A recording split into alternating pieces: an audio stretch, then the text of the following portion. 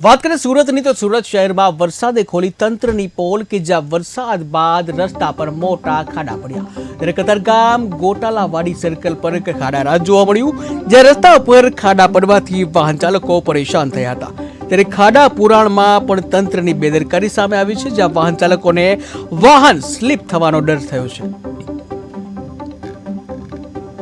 મનપામાં road રસ્તા પાછળ લાખો કરોડો રૂપિયાનો ધુવાડો કરવામાં આવી રહ્યો છે, પરંતુ પ્રથમ વરસાદે સુરત મનપાની પોલ ખુલ્લી પડી ગઈ છે। ઠેર ઠેર રોડ રસ્તા પર ખાડાઓ પડતા વાહન ચાલકોને હાલાકી ભોગવવાનો વારો આવી રહ્યો છે। દ્રશ્યોમાં જોઈ રહ્યા છો ગોટાલાવાડી સર્કલ પર અત્યારે મસ્ત મોટા ખાડાઓ પડતા વાહન ચાલકોને ખાડાઓમાંથી પસાર થવાની નોબત આવી રહી છે। મનપા દ્વારા વર્ષે દાડે રોડ રસ્તા પાછળ લાખો કરોડો રૂપિયાનું આદાન કરવામાં આવતું હોય છે। ખાનગી ઇજારદારોને આવા કામો સોંપવામાં આવતા હોય છે, પરંતુ પ્રથમ વરસાદે મનપાની પોલ ખુલ્લી પડી ગઈ છે। ઠેર ઠેર રોડ ધોવાતા વાહન ચાલકોને ખાડાઓમાંથી પસાર થવાની નોબત આવી રહી છે।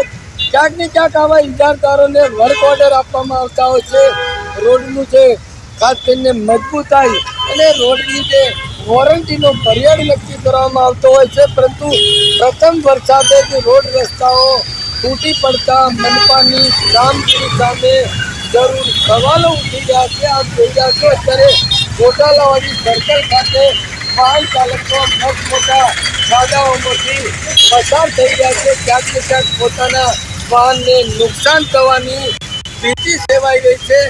વરસાદ વર્ષો છે, છેલ્લા એક સપ્તાહથી સુરતમાં અવિરત વરસાદ પડી રહ્યો છે, પરંતુ મનપાનું તંત્ર હજી કુંભકર્ણની નિંદ્રામાં હોય એવું જોવા મળી રહ્યું છે।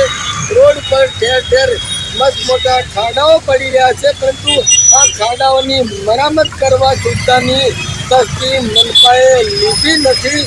ક્યાંક ને ક્યાંક વાહન ચાલકોને હાલાકી ભોગવવી પડી રહી છે। દ્રશ્યો ઉપર આપ જોઈ શકો છો અત્યારે જે ગોટાલાવાડી સર્કલ ખાતે મસ્ત મોટા રોડમાં ખાડાઓ પડતા વાહન ચાલકો જીવના જોખમે પોતાના વાહનો પસાર કરી રહ્યા છે। ક્યાંક ને ક્યાંક વાહનને નુકસાન થવાના ડરની સાથે સાથે તેઓ પણ ક્યાંક ને ક્યાંક અકસ્માતનો ભોગ ના બને તેવું અત્યારે જોવા મળી રહ્યું છે।